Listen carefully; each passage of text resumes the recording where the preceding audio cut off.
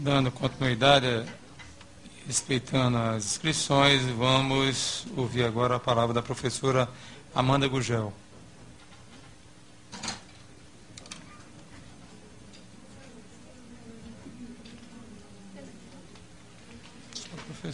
Bom dia a todas e todos.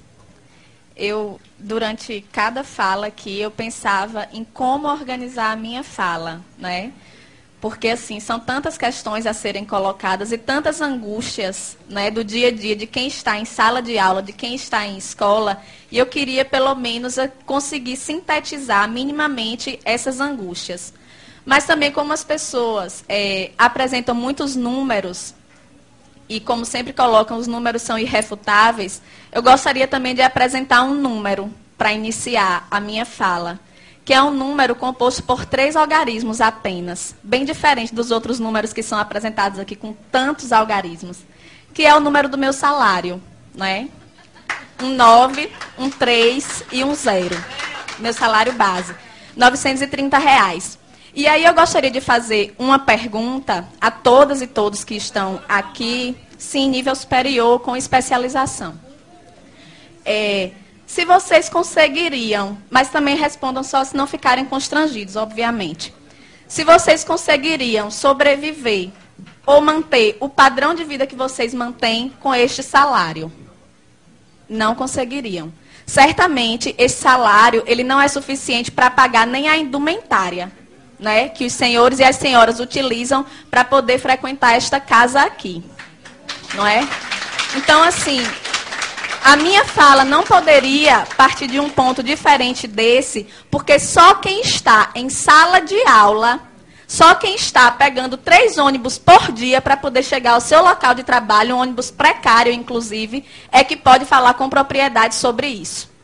Fora isso, qualquer colocação que seja feita aqui, qualquer consideração que seja feita aqui, é apenas para mascarar uma verdade, que é uma verdade visível a todo mundo, que é o fato de que, em nenhum governo, em nenhum momento que nós tivemos no nosso estado, na nossa cidade, no nosso país, a educação foi uma prioridade.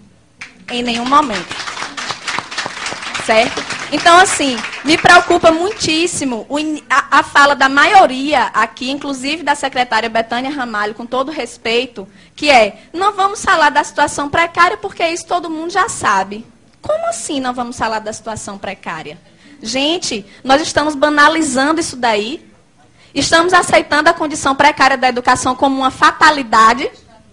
Estão me colocando dentro de uma sala de aula com um giz e um quadro para salvar o Brasil. É isso. Salas de aulas superlotadas, com os alunos entrando a cada momento com uma carteira na cabeça, porque não tem carteiras nas salas. Sou eu a redentora do país? Não posso, não tenho condições. Muito menos com o salário que eu recebo. Tá certo? A secretária disse ainda que nós não podemos ser imediatistas, ver apenas a condição imediata.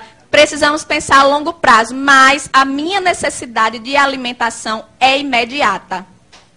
A minha necessidade de transporte é imediata. A necessidade de Jéssica de ter uma educação de qualidade é imediata. Certo?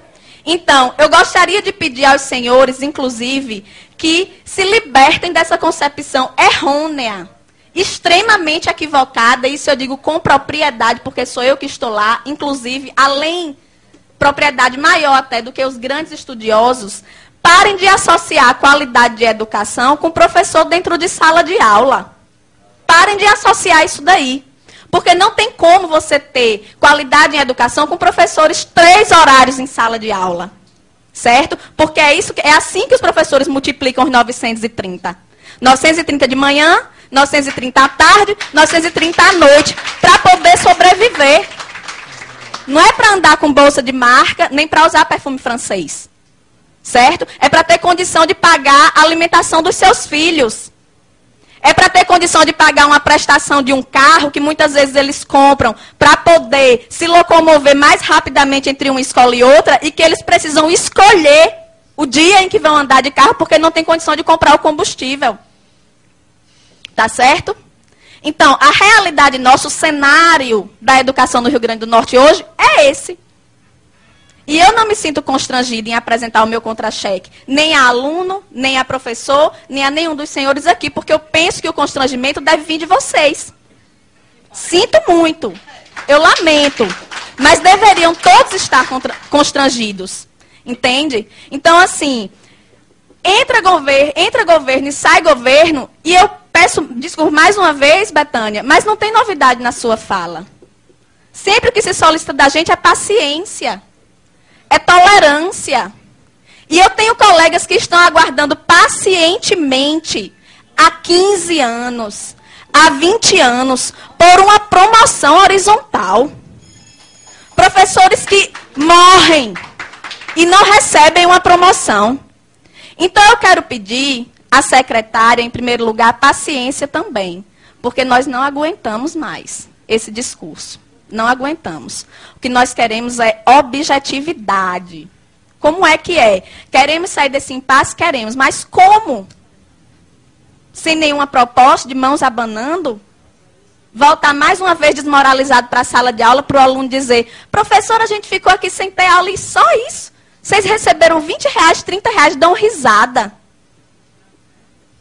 Pedimos ainda, secretária, respeito. Para que a senhora não vá mais à mídia dizer assim, pedimos flexibilidade, como se nós fôssemos os responsáveis pelo caos, que na verdade só se apresenta para a sociedade quando nós estamos em greve, mas que está lá todos os dias, dentro da sala de aula, dentro da escola, em todos os lugares. Certo? Então, respeito. Não se refira à nossa categoria dessa forma, não se refira. Nem se refira apenas como se fosse a direção do Síndico que está querendo fazer essa greve. Não é não, é 90% da categoria.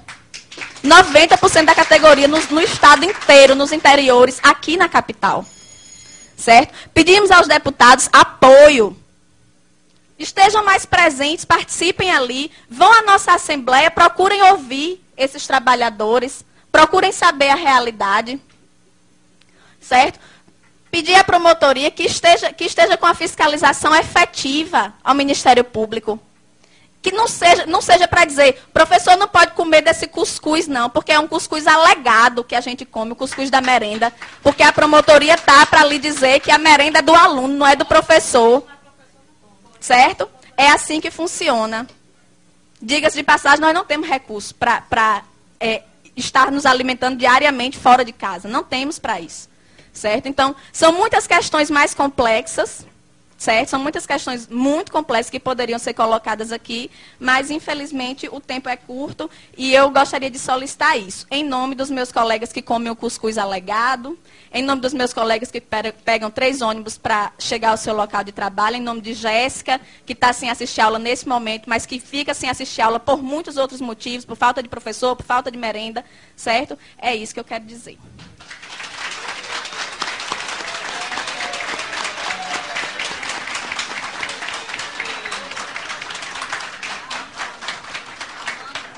Parabéns à professora Amanda Gurgel.